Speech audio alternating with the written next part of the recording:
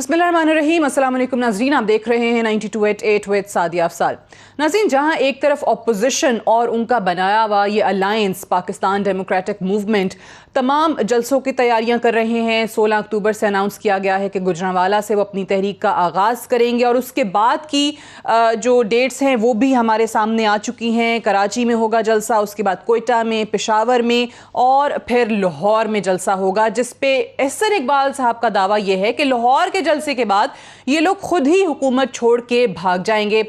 आज वहीं पर वजीर आज़म इमरान खान ने ऑपोजिशन को आड़े हाथों लिया और क्या वजूहात हैं उनके नज़दीक ऑपोजिशन के इकट्ठे होने की और मकसद किस तरीके से बताया इस पूरे एक्सरसाइज का, पहले वो सुनाते हैं आपको।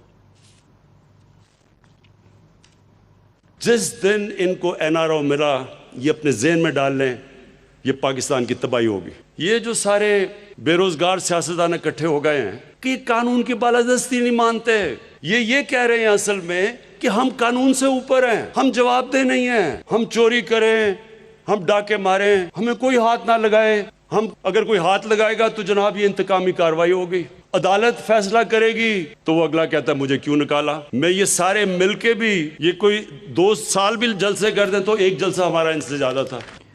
तो ऑपोजिशन की जलसों की तैयारियां हैं और वजीर आज़म इमरान खान को ये यकीन है कि तमाम ऑपोजिशन पार्टियां इकट्ठी होकर भी जलसे कर लें, तब भी पीटीआई के बराबर का जलसा नहीं कर सकेंगी।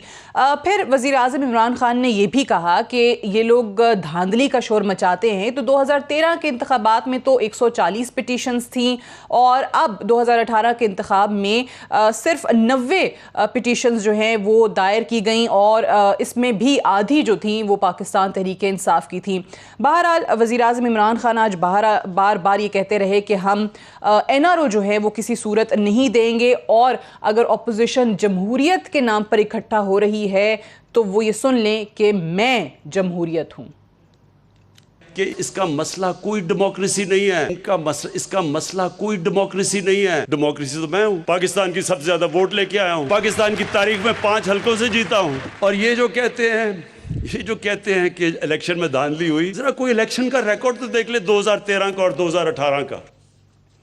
सो डेमोक्रेसी मैं हूँ, वज़ीर आज़म इमरान खान ने कहा है। और दूसरी तरफ से आवाज़ें आती हैं वज़ीर आज़म को सिलेक्टेड कहा जाता है। ये तमाम तर जो एक्सरसाइज होने जा रही है इसमें आखिर अवाम को क्या मिलेगा। वज़ीर आज़म ने आज जो बातें की हैं उस पर ऑपोजिशन का क्या रद्द अमल है, क्योंकि वज़ीर आज़म ने फिर से कहा है कि हम किसी को भी कानून तोड़ने नहीं देंगे। और ये भी याद रखें कि अगर अब कानून को तोड़ा गया तो VIP जेलों में नहीं आम जेलों में भेजा जाएगा। इसी पर बात करेंगे। मुसर्रत जमशेद चीमा साहिबा हमारे साथ मौजूद हैं, पाकिस्तान तहरीक इंसाफ की रहनुमा हैं, MPA हैं। हाफिज़ हुसैन अहमद साहब हमारे साथ मौजूद हैं, सीनियर रहनुमा हैं JUIF के। और शर्जील मेमन साहब हमारे साथ मौजूद हैं, पाकिस्तान पीपल्स पार्टी के सीनियर रहनुमा। पहले तो मुझे ये बता दीजिए, शर्जील मेमन साहब आप ही से आगाज़ करते हैं। आज वज़ीर आज़म साहब ने बहुत बाशगाफ अल्फाज में ये कह दिया कि भाई मैं जमहूरियत हूँ, मैं आवाम के वोट्स लेकर आया हूँ। तो आप लोग कौन सी जमहूरियत के हवाले से ये तहरीक चला रहे हैं, क्योंकि अवाम को तो अपोजिशन की तरफ से यही बताया जा रहा है कि जी निज़ाम को और इस डेमोक्रेसी को मजबूत करने के लिए है। वज़ीर आज़म के इस बयान पे क्या रद्द अमल है आपका? बिस्मिल्लाहिर्रहमानिर्रहीम, शुक्रिया मोहतरमा। मैं समझता हूँ कि जब इंसान घबराहट में होता है और परेशानी में होता है तो इस तरह की बातें करता है।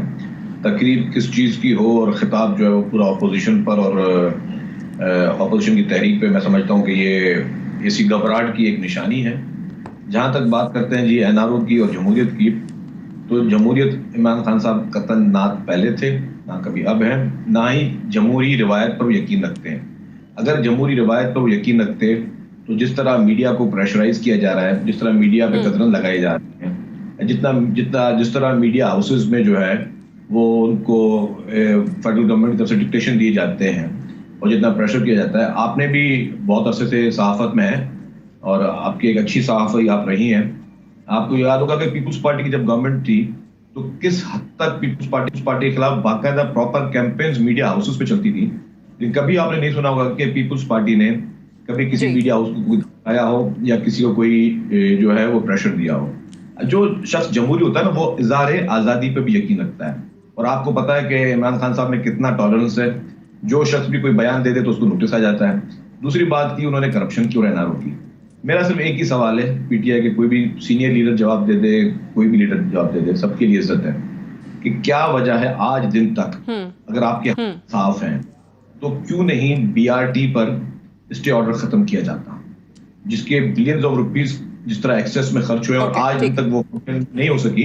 क्या वजह है कि इनके फॉरेन फंडिंग केसेस पे स्टे ऑर्डर इन्होंने लिए हुए हैं और ये ट्रेनिंग टैक्टिक्स कर रहे हैं। अगर आपके हाथ साफ हैं और अगर आप समझते हैं जी कि आपने कोई गलत काम नहीं किया तो आप स्टे ऑर्डर वापस ले लें और ये मादी में आप इमरान खान साहब के स्टेटमेंट निकाल लें, अगर वरना आपके प्रोड्यूसर निकालेंगे कि जब मादी में कुछ और पार्टियां स्टे ऑर्डर लेती थी तो खान साहब की क्या स्टेटमेंट होती थी, ये लोग स्टे ऑर्डर के पीछे छुपे हुए हैं। तो आज खुद खान साहब के जो गवर्नमेंट है वो पीटीआई चाहे वो केपी के गवर्नमेंट हो या फेडरल गवर्नमेंट हो, उनके सिर्फ और सिर्फ जितने स्कैम्स आ रहे हैं और अभी और भी आएंगे जो सारी किस्से सारे खुल रहे हैं, तो मैं समझता हूं कि इनकी कॉल और पहल में एक खुला तजाद है और ये मुनासिब नहीं है इस तरह की गुफ्तगू करना। अच्छा, आप कह रहे हैं बौखलाहट में आकर वजीर आजम आज ये बातें कर रहे हैं जो पीडीएम के जलसे और ये पूरी बाकायदा शुरू होने जा रही है। बट हाफिज हुसैन अहमद साहब, ये भी बता दीजिएगा कि आज वजीर आजम साहब ने एक तरीके से अपोजिशन को ये बता दिया है कि जितने मर्जी आप लोग जलसे कर लें, कानून तोड़ेंगे तो जेल में डाला जाएगा। अभी वो आगे शॉर्ट भी हम आपको सुना देंगे कि शायद खाकान अब्बासी साहब ने क्या कहा था, लेकिन एक तरफ तो हम देख रहे हैं कि जी कारकुनान को तैयार किया जा रहा है कि गिरफ्तारियां देनी पड़ें तो दे दें। तो वाकई ये अब अपोजिशन के लिए गिरफ्तार होना, डंडे खाना, पत्थर खाना कोई बड़ा मसला नहीं रह गया है, जो आज वजीर आजम ये बात कर रहे हैं कि कानून तोड़ने पर ही जेलें जो हैं वो उनका सामना करना पड़ेगा। अपोजिशन तैयार है।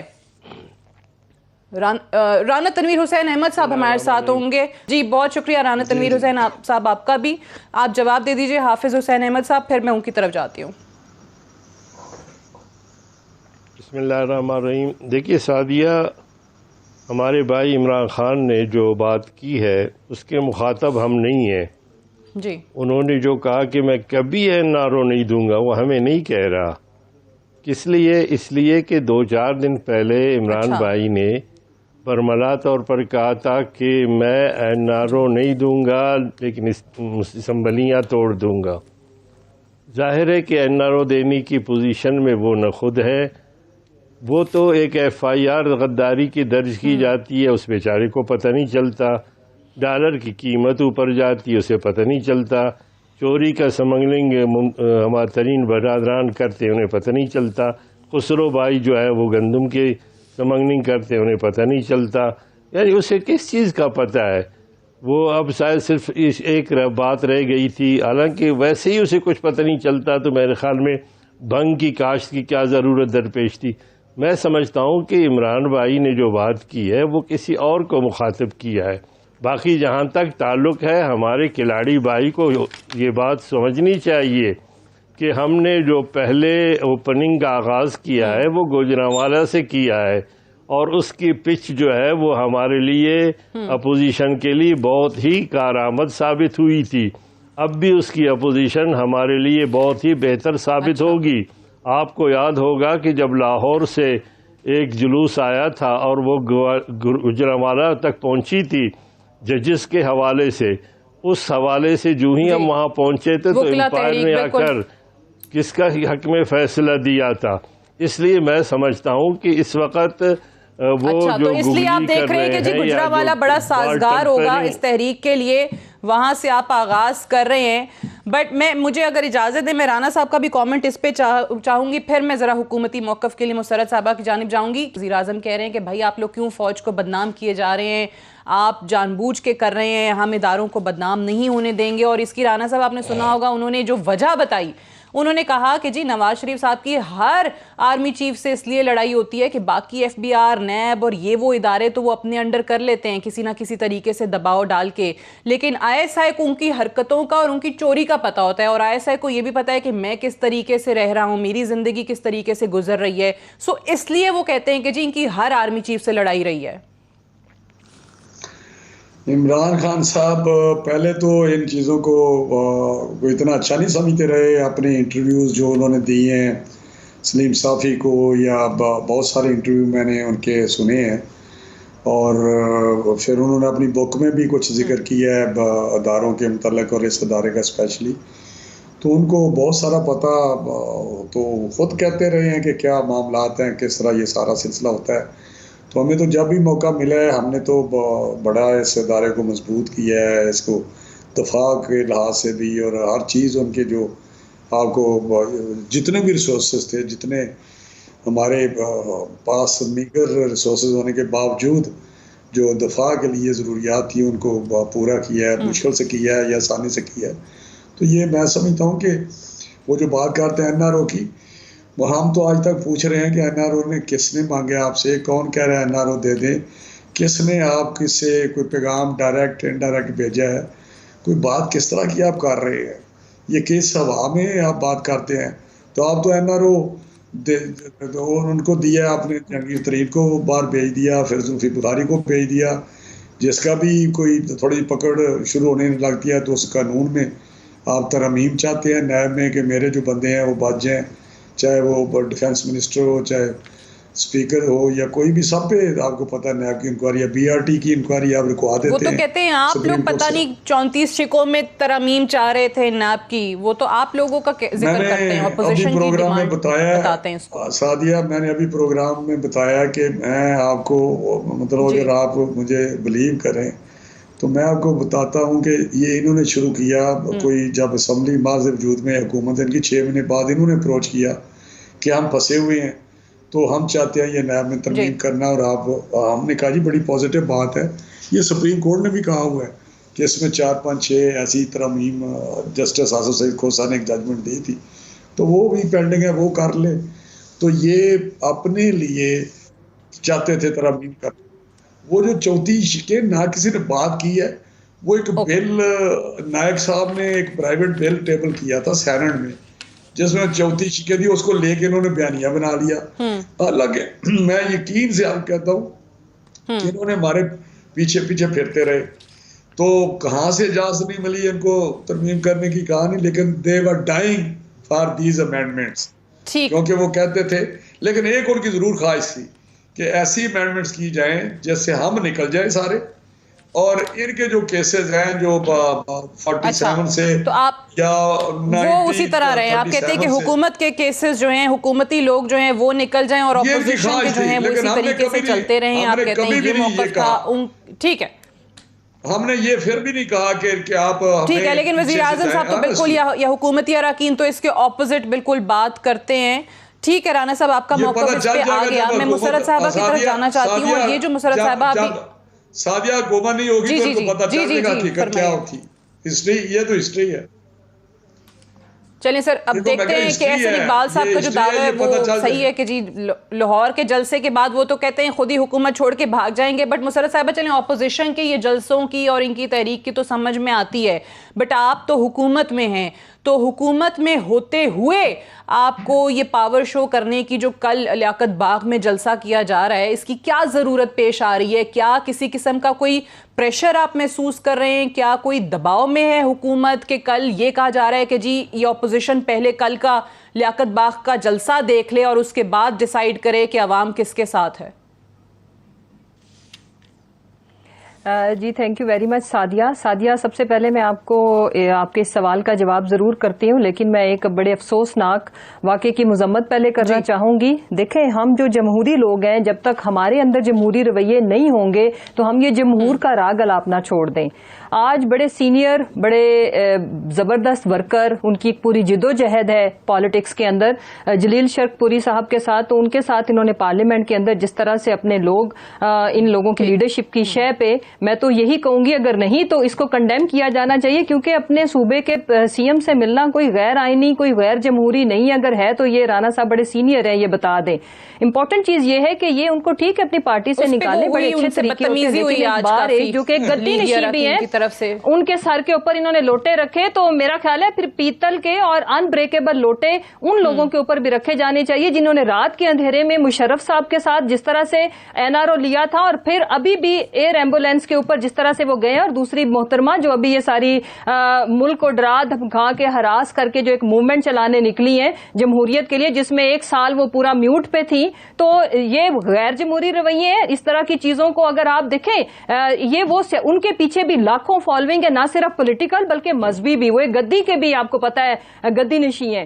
तो इस तरह के रवैयों को राणा साहब को भी चाहिए कि अभी यहाँ पे भी कंडेम करें और अपनी लीडरशिप से बात करें कि ये जेबा नहीं देती बातें सियासी लोगों को, कि आप उनका जो भी एक जो लीगल जो इनकी पार्टी पॉलिसी है उसके तहत जो भी इन्होंने एक्शंस लेने हैं लें, लेकिन इस तरह से असेंबली के अंदर आप गुल्लू बट छोड़ेंगे तो फिर उनके पास भी लोग हैं, वो भी ये जब जहां कहीं जाएंगे तो लोगों के जज्बात मजरू होते हैं। अच्छा, अभी आगे मैं अब आपके सवाल पे आती हूँ। देखिए सादिया, हमेशा इन्होंने, हम ये बात करते हैं कि हम जमहूरी लोग हैं, ये भी हैं, ये ऑपोजिशन में इसीलिए है ना, सबसे बड़ा आईनी ओहदा ऑपोजिशन लीडर का आफ्टर सीएम पीएम इनके पास है।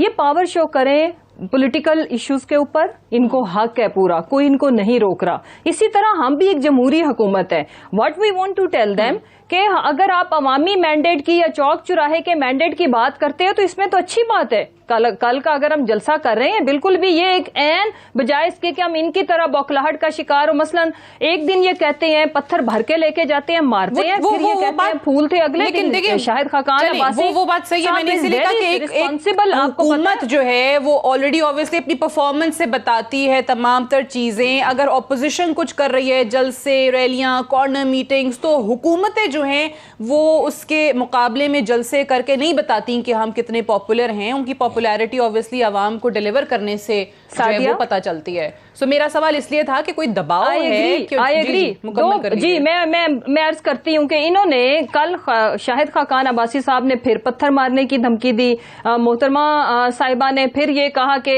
ऐलान का, देखें रियासत के खिलाफ आप जंग कर नहीं सकते, nobody will allow you, 22 crore अवाम पहले खड़े होंगे। उसके बाद अगली चीज ये है कि ये हमें हमेशा जो मैंडेट और जो सेलेक्ट, भाई हमने जितने जितने जलसे किए हैं हम इनको बिल्कुल खुला चैलेंज देते हैं, बल्कि कल इनको मिल जाएगा कि you just go and achieve the target. अगर आप कहते हो कि पब्लिक आपके साथ है, आपने लाहौर में सादिया देखा इनकी सियासत का, लाहौर के अंदर धड़म तख्ता हुआ है, ये माने या ना माने, सारे मीडिया ने देखा जिस तरह से टारगेट्स दिए गए थे चेयरमैन से लेकर के एमपीएस एमएनएस को, और इनकी सीटें भी हमसे वैसे बाय द वे ज्यादा है। ये it was shock for everybody कि लोगों ने इनके इस नैरेटिव को जो एंटी स्टेट है उसको बहुत बुरी तरह से रिजेक्ट कर दिया। वो लाहौर वाला जो था यकजहती शो करने की जो कोशिश शहबाज शरीफ साहब के साथ की, आप कह रही हैं कि वो रिजेक्ट हुआ, लेकिन एहसन इकबाल कहते हैं कि जी हमारा लाहौर का जलसा उसकी एक और भी वजह है, मैं उसकी एक और ब्रेक से वापस आके मैं इस डिस्कस को यहीं से कंटिन्यू रखूंगी right after this short break. Stay tuned.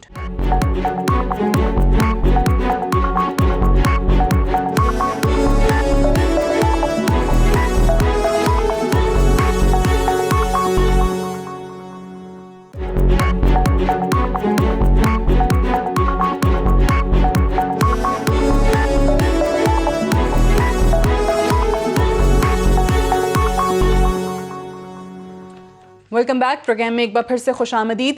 Sharjeel Memon साहब, नून लीग ने ये कहा है, ख्वाजा आसिफ साहब की तरफ से धमकी दी गई है कि अगर हमने इस्तीफे दे दिए, नून लीग ने यानी इस्तीफे दे दिए, तो फिर देखते हैं कि सेनेट इलेक्शन कैसे होगा।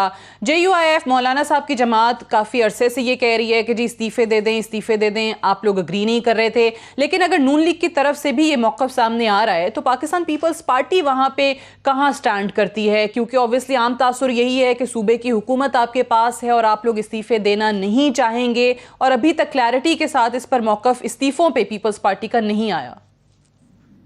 नहीं जी, मैं समझता हूँ कि उसमें बिल्कुल क्लियर है मौक़िफ़ पीपल्स पार्टी का कि रिजिग्नेशन जो हैं वो हमारा वन ऑफ द ऑप्शन है, but it is not the first option.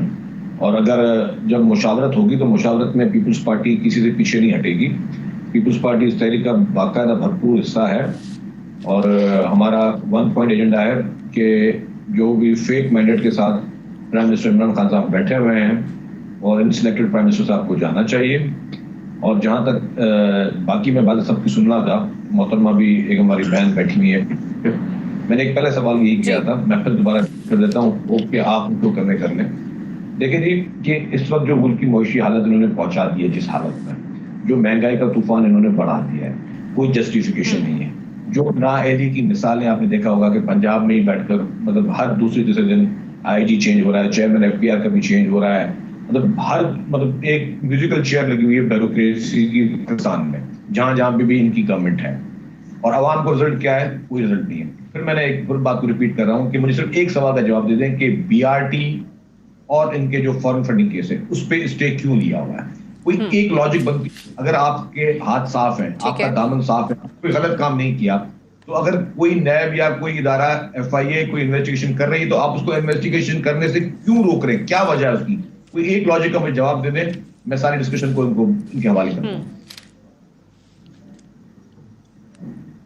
अच्छा चलिए, मैं क्विकली अगर मुसर्रत साहिबा जवाब दे दें फिर मैं आगे जाती हूँ कि BRT और फॉरेन फंडिंग केसेस पे स्टे क्यों लिया हुआ है। वो कह रहे हैं खुद वजीर आजम इमरान खान की वजीर आजम बनने से पहले स्टे ऑर्डर्स के मुतालिक जो राय थी वो हमारे सामने, वो ऑब्वियसली कहते थे कि जी गलत है, नहीं होना चाहिए।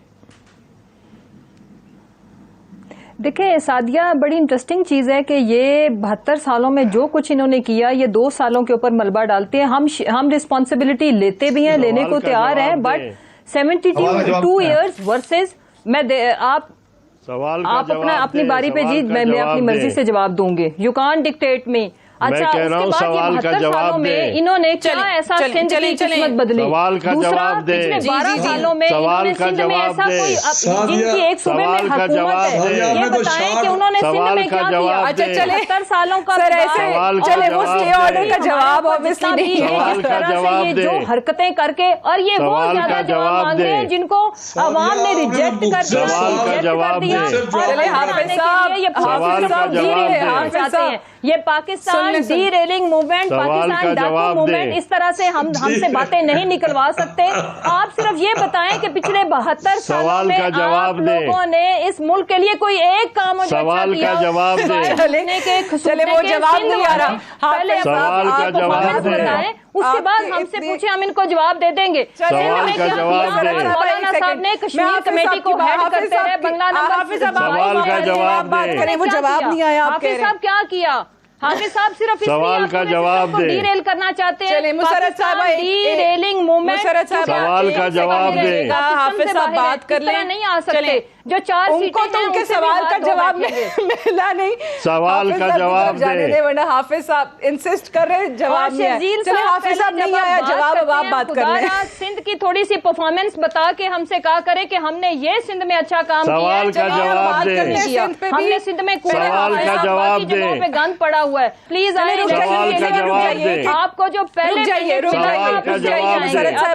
मैं हाफिज साहब की तरफ जाती हूं, हाफिज साहब जो 4 वोट मिले, आप लोगों ने हाथ धोने हैं, वेलकम। सवाल का जवाब दे। आप आए जी, मोस्ट वेलकम। वैसे भी अवाम के मैंडेट के आगे तो हम आपको कल लियाकताबाद के अंदर एक एवरेज देंगे कि इसके बराबर के लोग आप जमा करके दिखाएं। हाफिज साहब जो 4 सीटें हैं ना, इंशाल्लाह उससे हाथ धोएंगे। सिंध वालों को दूसरों को भी बात करने का मौका दे दें। राना साहब भी कुछ कहना चाह रहे हैं, हाफिज साहब भी बात करना चाह रहे हैं। सवाल का जवाब दे, टॉक टू देम प्लीज। जी हाफिज साहब आप बात करें, फिर राना साहब से बात करनी है। सारे चोर और करप्ट और ये जो पाकिस्तान डाकू मूवमेंट वाले हैं सब अंदर होंगे और अवाम इंशाल्लाह अवाम की हुकूमत होगी, अवाम के नुमाइंदों की हुकूमत होगी। चले राना साहब ओवर टू यू। राना साहब आप फरमाइए। कल हम आपको जो लियाकताबाद के अंदर कामयाब जलसा करके देंगे, उसके बराबर का एक जलसा करके दिखाइएगा। सवाल का जवाब दे, सवाल का जवाब दे। चले राना साहब फरमाइए, राना साहब फरमाइए। सिंध वालों ने कूड़ा क्यों नहीं उठाया, जरा पूछिएगा शर्जील साहब से। अभी जो छोड़े ना, ये अभी तो एक सवाल हुआ है, ये तो इस किस्म के सैकड़ों सवाल हैं जिनके इनके जवाब नहीं इनके पास। ये इन्होंने पहले तो जमहूरी रवायत की बात की, जवाब है ये। मुझे ये बताएं कि ये जमहूरी रवायत जब से ये आए हैं, उससे पहले जब अपोजिशन में तो जमहूरी, हमें ऑनेस्टली इससे पहले इतनी असम्बलियाँ देखी हैं जो इन्होंने आगे रीत डाली, MNAs जिस तरह आगे नाचते थे और वहाँ पे स्पीकर के सामने इन्होंने बताया कि ये काम करते हैं। इन्होंने बताया गालियां किस तरह निकाली जाती हैं सियासत में।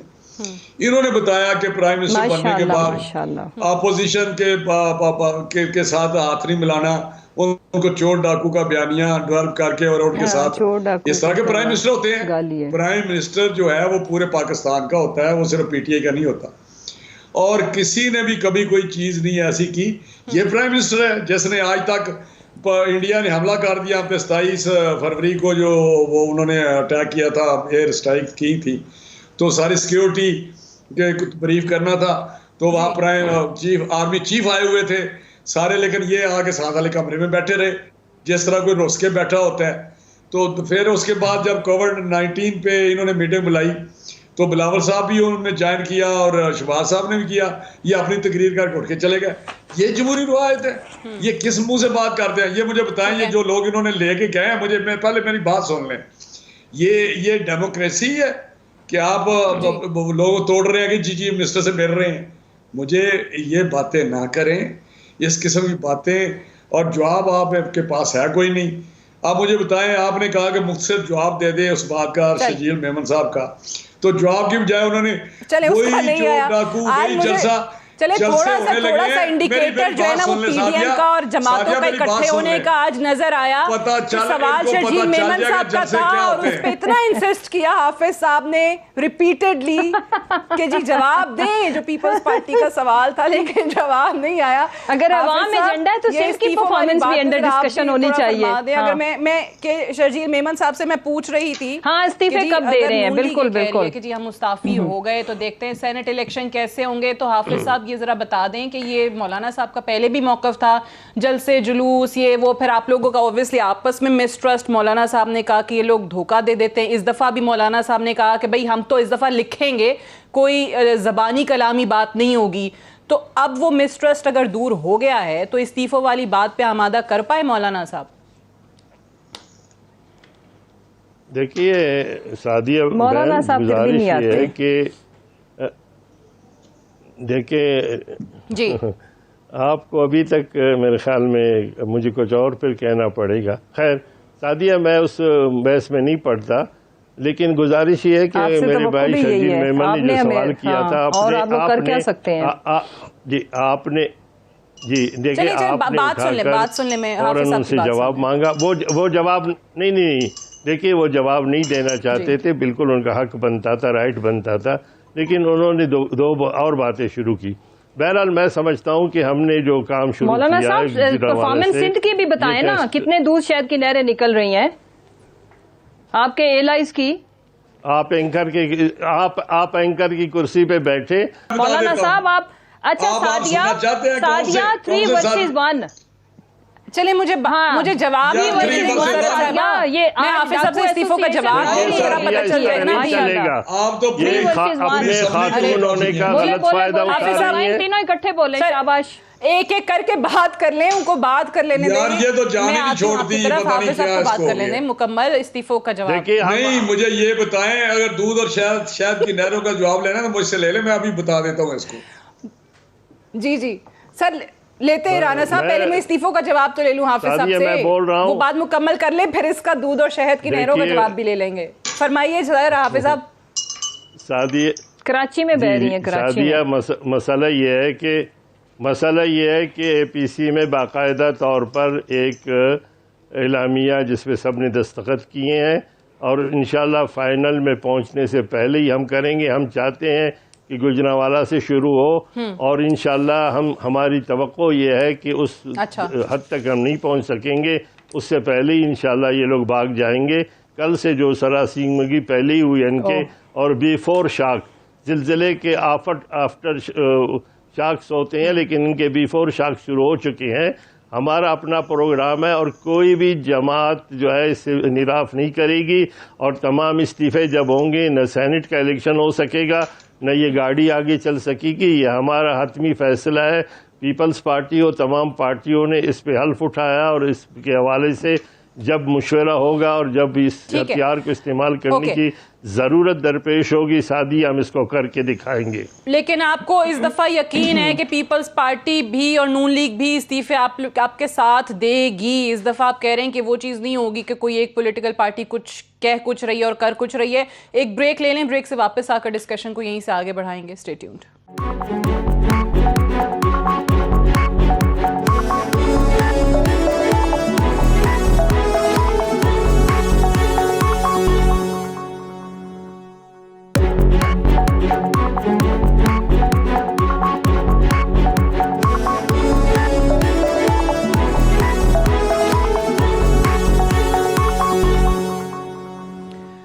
वेलकम बैक प्रोग्राम में एक बार फिर से खुशामदीद। शर्जील मेमन साहब, ये फरमाइएगा, पीपल्स पार्टी ऑब्वियसली जब हमेशा जमहूरियत की बात करती है, पीपल्स पार्टी की जमहूरियत के लिए स्ट्रगल है, सो यहाँ पर भी हम देखते हैं कि सवाल लोग ये उठाते हैं कि अगर आप लोग तमाम पॉलिटिकल पार्टीज ऑपोजिशन की सड़कों पर आते हैं, आप कहते हैं कि जी हुकूमत घर भाग जाएगी, फलां जलसे के बाद इतने लोग निकल आएंगे, हुकूमत को घर भेज के रहेंगे, इस्तीफ़ा देना पड़ेगा, सब लोगों को घर जाना पड़ेगा, तो आपको ये खदशा नहीं है, ये फियर नहीं है पीपल्स पार्टी को कि भाई इस तमाम तर चक्कर में कहीं हम पूरी जमहूरियत को ही, जिसको हम बचाने की और तकवीयत देने की बात कर रहे हैं, उसी सिस्टम को ना हम चलता कर दें? क्योंकि जब धरना था इमरान खान साहब का तो पीपल्स पार्टी जाके PMLN के साथ खड़ी हो गई थी कि जी ये तरीका दुरुस्त नहीं है कि आप सड़कों पर आकर नवाज शरीफ का वजीर आजम है, आप इस्तीफा मांग रहे हैं। तो अब यहां पर भी वही काम नहीं हो रहा क्या? देखें मोहतरमा, इशू ये है कि जो इमरान खान साहब का धरना था वो था 4 हलकों पे रिकाउंटिंग या री इलेक्शन करवाने का। आज जो पूरी ऑपोजिशन इकट्ठी हुई है वो जो इस वक्त महंगाई की हालत है, जो ज्यादतियों की हालत है, हम तो आज मीडिया के साथ खड़े हुए हैं कि जो मीडिया के साथ इन्होंने हशर किया है, जो मीडिया पे इन्होंने सेंसरशिप फेडरल गवर्नमेंट की तरफ से आई है, जो आज सहाफियों के साथ हशर हो रहे हैं, जो आज इनकी नाइंसाफियां हो रही हैं अवाम के साथ, जिस तरह से ये लोग अपनी करप्शन को बचाने के लिए स्टे ऑर्डर लेके बैठे हैं। मैंने अपनी बहन को पूछा, बहन ने जवाब नहीं दिया, उनकी अपनी मर्जी है, मैं उनको डिक्टेट नहीं करना चाहता, ना ही मुझे मेरा कोई इख्तियार है, लेकिन ये जवाब आवाम का तो है कि जो एक आपने बिलियंस ऑफ रुपीज आपने लगा दिए एक प्रोजेक्ट में, जो कि पूरे जब तक KPK में गवर्नमेंट आई एक ही प्रोजेक्ट बना और वो भी आप कंप्लीट ना कर सके, उसकी अमाउंट इतने बढ़ गए और उसमें करप्शन के, इसमें मैं आपको एक बताऊं, उसमें एक CMIT कमेटी बनी थी, चीफ मिनिस्टर इंस्पेक्शन टीम, जो कि KPK की, उसकी रिपोर्ट है कि 7 बिलियन रुपीस की सिर्फ और सिर्फ किकबैक्स इन्वॉल्व हुए हैं। ये मैं अगर होता तो मैं आपको अभी वो कनेक्शन भी दिखा देता कि वो KPK गवर्नमेंट के ब्यूरोक्रेसी की रिपोर्ट है कि 7 अरब रुपए की किकबैक्स इन्वॉल्व हुई है BRT में, और उस पर आपने स्टे ऑर्डर लिया हुआ है। तो हम तो उसके खिलाफ भी रस्तों पे निकल रहे हैं कि ये इस मुल्क में दोहरा निजाम क्या है। हम पे जितने केसेस बनाए, हमने केसेस को फेस कर रहे हैं, कोई एक केस बताया जिसपे हमने कोई स्टे ऑर्डर लिया हो।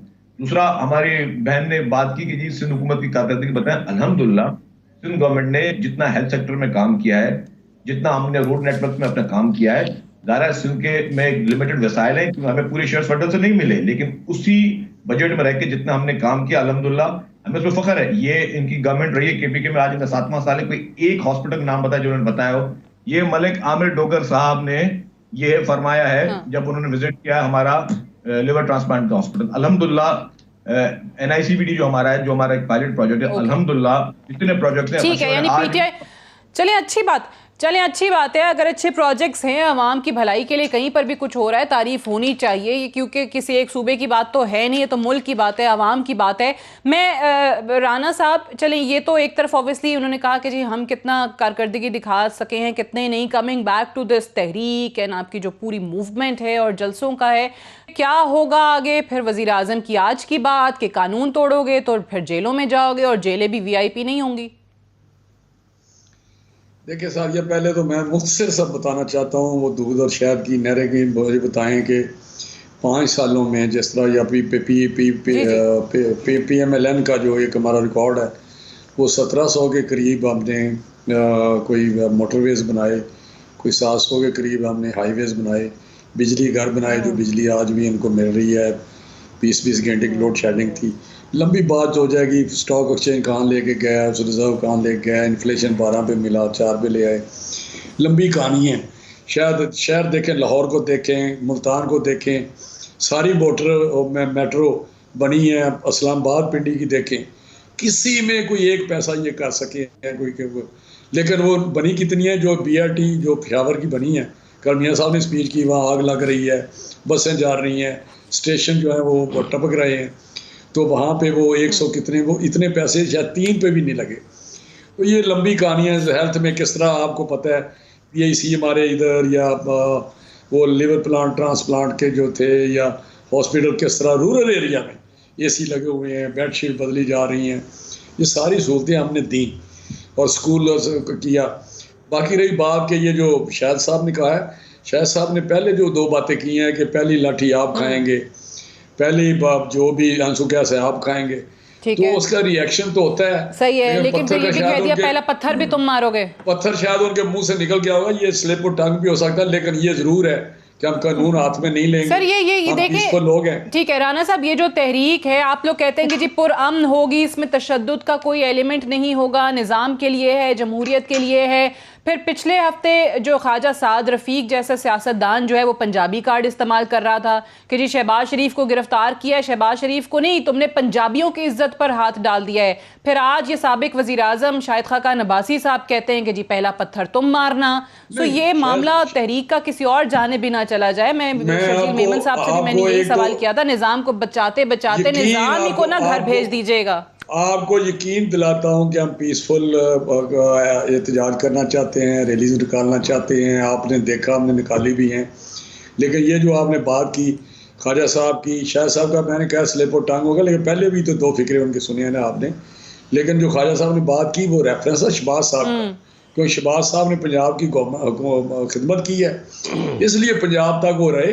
वरना अगर पाकिस्तान की बात, हमसे ज़्यादा पाकिस्तान किसको अजीज है? मुस्लिम लीग ने तो पाकिस्तान बनाया है, मुस्लिम लीग ने पाकिस्तान को प्रोग्रेस किया है, मुस्लिम लीग सर लेकिन ये पंजाब कार्ड इस्तेमाल माजी में हुआ है ना, जाग पंजाबी जाग, पंजाब कार्ड इस्तेमाल लग गया दाग। फिर अभी भी वो कह रहे हैं कि जी पंजाबियों की पग पे इज्जत, उनकी इज्जत पे ना आना, ये भी कहा पंजाबियों की इज्जत पे हाथ नहीं डालो। नहीं, शहबाज साहब क्योंकि रहे हैं चीफ मिनिस्टर, उन्होंने पंजाब की खिदमत की है, उस वजह से ये सारी बात हुई है कि आपने शहबाज साहब को हाथ डाला है, आपने पंजाब की खिदमत को हाथ डाला है, पंजाब की वो जो सर्विस उन्होंने की है पंजाब की, वो उसको आपने हाथ डाला है, तो ये तो उसको आपने कैद कर लिया उस खिदमत को। अच्छा, मुझे एक सवाल हाफिज साहब आपसे मैंने ये करना है कि आपने मेरे एक पिछले प्रोग्राम में अगर आपको याद हो, आपने कहा था कि ऑपोजिशन के जो लीडर्स हैं ना, ऑपोजिशन पार्टीज के लीडर्स हैं, उनका जो बिहेवियर है वो मिसट्रस्ट पैदा करता है, क्योंकि मौलाना साहब के साथ माजी, मैं आती हूँ सर साहिबा, कि माजी में ये हो चुका है।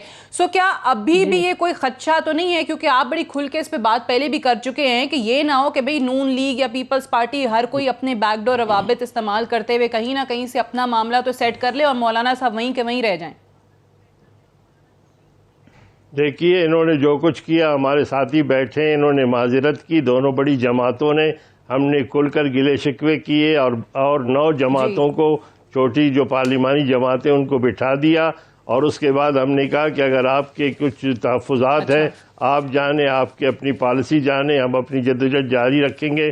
कामयाबी अल्लाह के हाथ में। दोबारा ये लोग आ गए, इन्होंने दस्तखत कर दिए हैं, वादा कर दिया है। अब भी अगर वो फिरते हैं तब भी हम वाज़े तौर पर बताना चाहते हैं कि फिर भी हम अपनी जद्दोजहद को जारी रखेंगे, चाहे 2 निकलें चाहे 4 निकलें, 9 जमातें जारी रखेंगे। ठीक है मुसर्रत साहिबा, ये जो कुछ बातें हो रही हैं कि जी गिरफ्तारियों की, आज शायद कुछ वफाकी वज़रा की वज़ीर आला पंजाब से भी मुलाकात हुई है, उसमें क्या चीज़ तय हुई है? अभी नैब ने तो चलें कैप्टन सफदर का कह दिया है कि जी 10 दिन के बाद उनको गिरफ्तार कर लिया जाएगा अदालती अहकामात की रोशनी में। क्या और भी अपोजिशन के लोगों की पंजाब की हद तक गिरफ्तारियां आप लोग कर रहे हैं? देखिए सादिया, सबसे पहले तो मैं जल्दी से 2-3 सवालों के जवाब दे दूं और फिर मैं आपकी इस बात का भी जवाब देती हूं। देखिए, सबसे पहले तो आज डेमोक्रेसी की खूबसूरती और हुस्न नजर आ रहा है कि 3 डिफरेंट सियासी जमातें हैं, तो और इनका आप जरा ये देखिए कि सवाल किससे तो जवाब कोई दे रहा। और मौलाना साहब की मुझे तकलीफ और दुख इसलिए समझ आ रहा है कि ये जो चिलमन में लगे बैठे हैं उनसे ये आज भी लिफ्ट मांग रहे हैं, और अगर आज इनको लिफ्ट मिल जाए, असल प्रॉब्लम ये है कि सवाल सियासी जमातों का हो रहा है तो ये जाके चिलमन वालों को चिपक रहे हैं। इनसे पूछें कि मौलाना साहब की कितनी मुलाकातें होती हैं जो इनको भी नहीं पता। आज जाके ये मौलाना साहब से पहले पूछ तो ले कि वो चिलमन वाले इनको लिफ्ट किसी सूरत देने के लिए तैयार नहीं है। वो अपना काम कर रहे हैं और बहुत अच्छे से कर रहे हैं। इनका काम जो इनको 72 साल मिले इन्होंने नहीं किया, इसलिए अवाम ने इनको रिजेक्ट किया। आप लोग चिलमन वालों ने नहीं इनको रिजेक्ट किया। अच्छा, कभी कुछ दूसरी बात के लिए, कभी उनको एक सेकंड सादिया मैं कंप्लीट कर लूं। आज अब चिलमन जो है वो चले गए। अच्छा सादिया, पूरा टाइम दिया जाए प्लीज। पहले भी तीसरी दफा के बाद मेरी बात है। दूसरी बात ये कि जो शाहिद खाकान अब्बासी साहब ने फरमाया जो शाहिद खाकान अब्बासी साहब ने फरमाया, उन्होंने बिल्कुल सही बात की कि आप पहली लाठी खाएंगे, आप पहला पत्थर खाएंगे, क्योंकि उनके जो लीडर यानी कि नवाज उर्फ अल्ताफ हुसैन साहब, वो तो लंदन में बैठे हैं अवाम के लूटे हुए पैसे के लग्जरी अपार्टमेंट्स में। हसन, हुसैन, सलमान, डार फैमिली, वो तो सारे लंदन में बैठ के पाकिस्तान के वर्कर्स को इदारों के ऊपर लड़ा दौड़ा के उनके जख्मों के ऊपर नमक छिड़कने के लिए फिर इस तरह की इश्ताल अंगेज स्पीच करेंगे।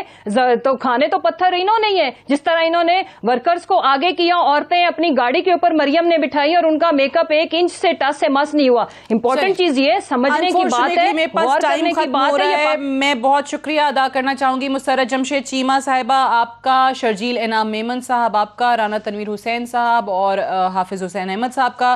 That's all for tonight, I will see you tomorrow इंशाल्लाह। इजाजत दीजिए, खुदा हाफिज।